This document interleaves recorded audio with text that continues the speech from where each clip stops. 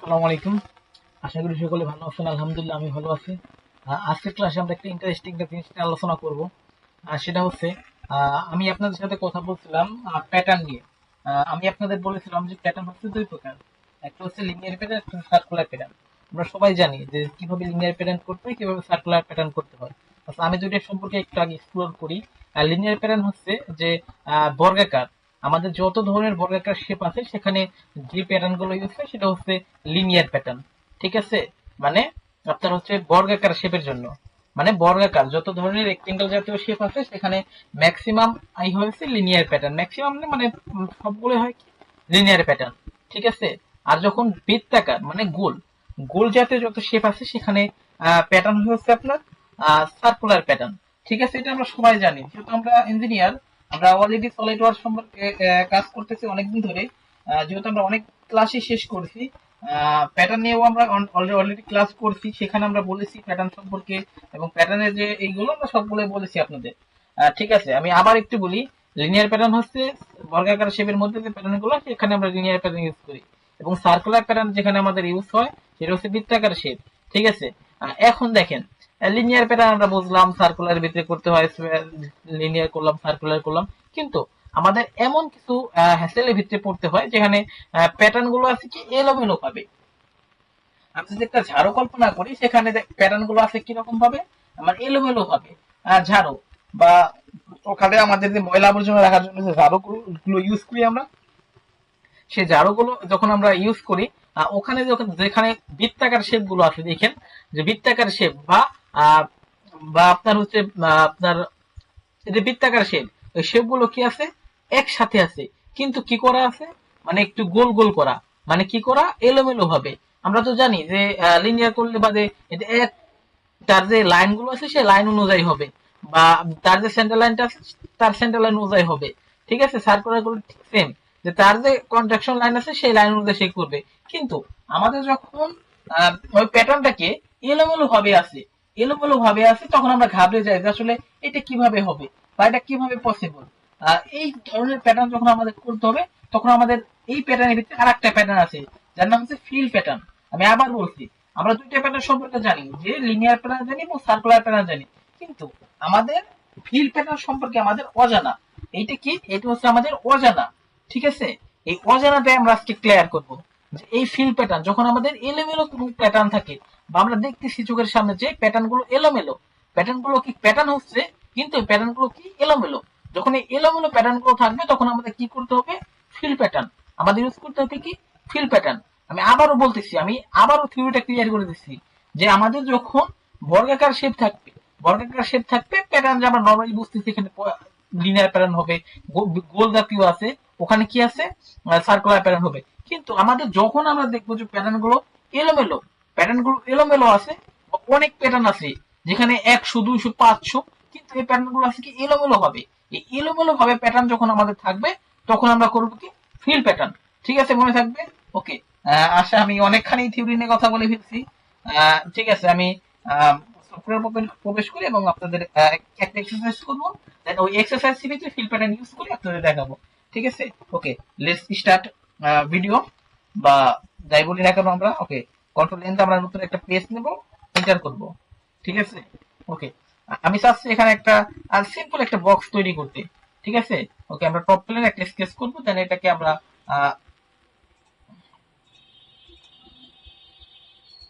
ওকে, আমরা এই একটা সিম্পল একটা এখানে একটা রেক্টেঙ্গেল, আমি ডাইমেনশন দেব না।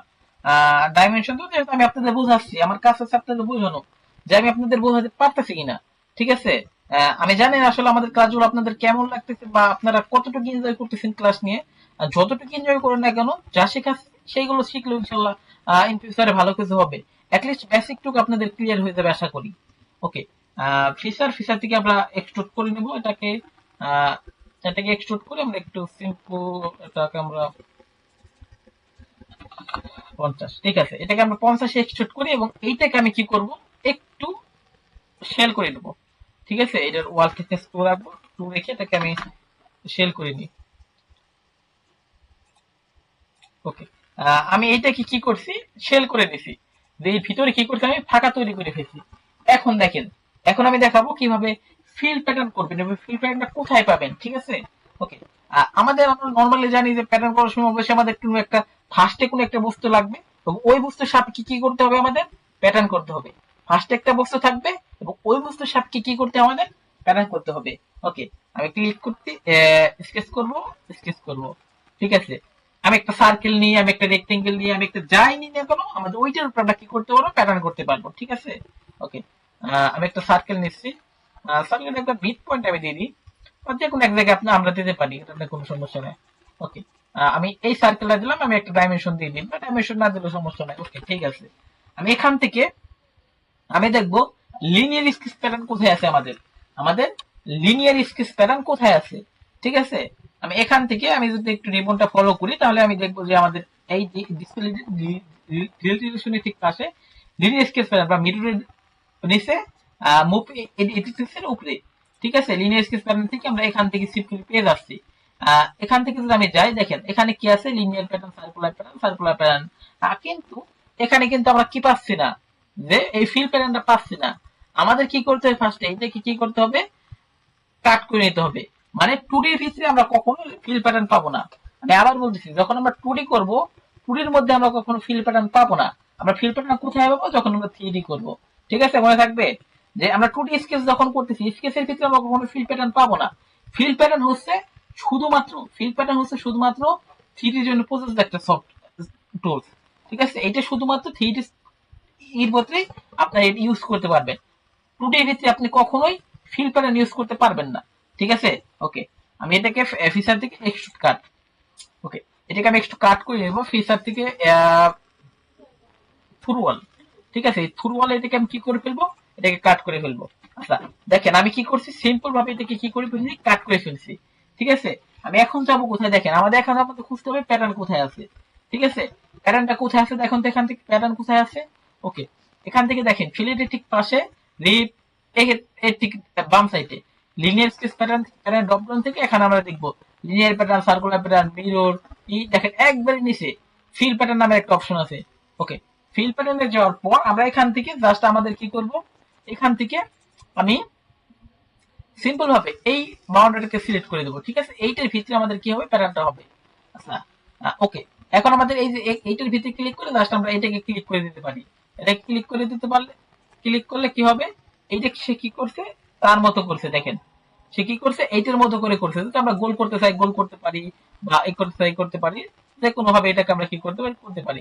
এখন এইটা আমরা একটু কমাই দেবো, এটা 16 আছে, এটাকে আমরা একটু 15 করে দেবো, বা এটা আমরা একটু কমাই দিতে পারি, বাড়াই দিতে পারি। এটা এটা হচ্ছে আমাদের এই যে কি করবে, আমাদের এটাকে ই করবে 16, ঠিক আছে, এটাকে আমরা 15 করে দিই। ওকে, আমি যদি এখন ওকে করি, দেখেন কি করছে, এইটার মধ্যে সে কি করছে, আমাদের একটা প্যাটার্ন তৈরি করে দিছে। এইটা এইরকম একটা তৈরি করে দিছে, কিন্তু আমার এই প্যাটার্নটা ছিল কি, যে একটার সাথে একটা লেগে আছে, কিন্তু এটাকে আমি এখন কি করবো, একটার সাথে লাগাবো না, ঠিক আছে। আমি আবার একটু যাই প্যাটার্ন থেকে, প্যাটার্নের অপশন থেকে ফিল প্যাটার্নের ভিতরে যাওয়ার পর আমাদের এইটার অপশন বাউন্ডারি, ঠিক আছে। এইটা হচ্ছে আমাদের বাউন্ডারি, এইটার ভিতরে আমাদের প্যাটার্নটা হবে, ঠিক আছে।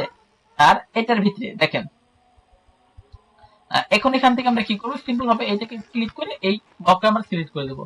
মানে কি হবে, এইটার ভিতরে আমাদের এই প্যাটার্নটা কি হবে, ওকে, মানে এই প্যাটার্নটা আমাদের এইটার ভিতরে কি হবে। ওকে, এখান থেকে জাস্ট আমরা একটু এগুলো একটু